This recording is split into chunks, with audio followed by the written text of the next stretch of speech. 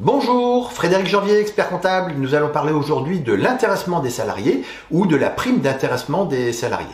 Si vous avez par exemple une équipe de football et que dans votre équipe de football, vous n'avez une prime qui n'est versée que aux attaquants, une prime de match versée que aux attaquants, eh bien vous êtes quasiment sûr que votre équipe ne réussira pas ses objectifs puisqu'il n'y aura pas de solidarité des joueurs avec les attaquants.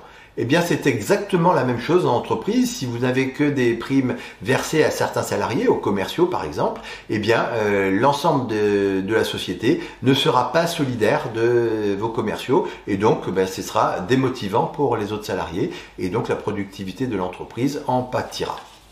Donc pour cela, eh bien, il a été mis en place ce que l'on appelle l'intéressement des salariés, qui permet donc dans les entreprises de faire bénéficier à tous les salariés de primes complémentaires sur leur rémunération. Donc il faut savoir que cette prime d'intéressement est facultative, donc aucune entreprise n'a l'obligation de la mettre en place et que lorsqu'elle se met en place, eh bien, elle fait l'objet d'une décision, d'un accord collectif qui permet à tous les salariés d'en bénéficier. Donc, il va falloir définir des critères. Donc, ces critères, ça va être des critères qui vont être liés, par exemple, au chiffre d'affaires, qui vont être liés à une rentabilité, à des résultats. Ça va être des critères de qualité ou encore des critères, je vous l'ai dit, de productivité. Donc, une fois que ces critères sont atteints, eh bien, il va y avoir une prime collective qui va être distribuée aux salariés.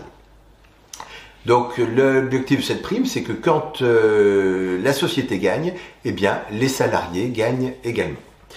Pourquoi mettre en place une prime d'intéressement? Eh bien, tout d'abord, ça va permettre de motiver les salariés, de motiver les équipes au sein de votre entreprise. Ça va permettre également d'attirer et de fidéliser les talents. Les meilleurs salariés qui existent sur le marché seront intéressés pour venir chez vous s'ils savent que le fait qu'ils soient bons, eh bien, va leur permettre de gagner davantage.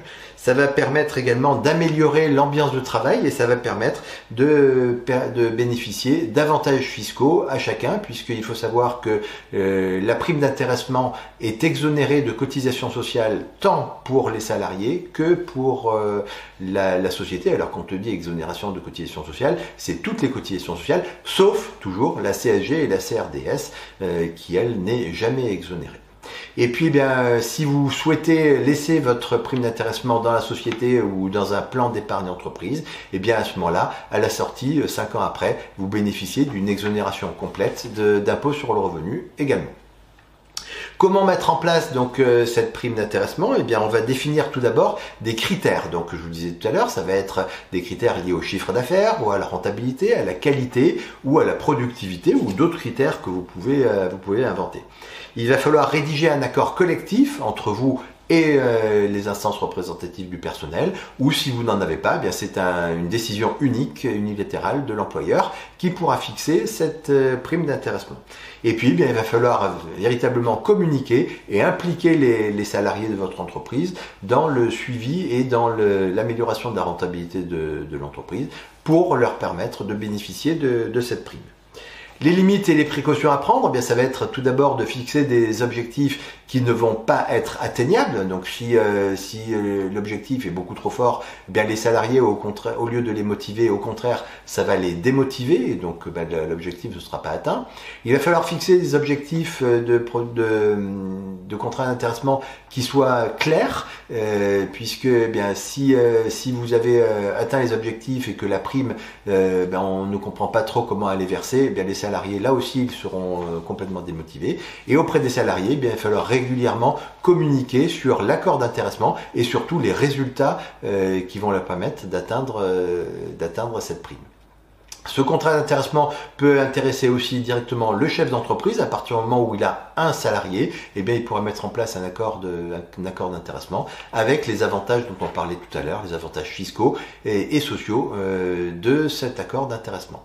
Vous avez des questions concernant la mise en place du contrat d'intéressement dans votre entreprise? Eh bien, vous n'hésitez pas à nous contacter. C'est avec plaisir que nous vous renseignerons. Vous avez apprécié cette vidéo? Eh bien, vous la likez, vous la partagez très largement autour de vous auprès des chefs d'entreprise qui pourraient y avoir besoin. Et puis, pour ne manquer aucune actualité, vous n'hésitez pas à vous abonner. À très vite. Au revoir.